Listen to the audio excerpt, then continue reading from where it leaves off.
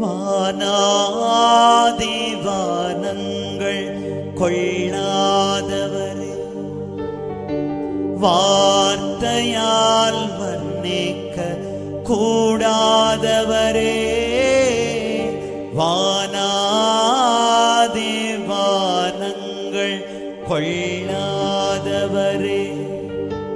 வார்த்தையால் வர்ணிக்க கூடாதவரே, ஓயாமல் உம் புகழ் நான் பாடுவேன் இன்றுமே என்றுமே என்றென்றுமே.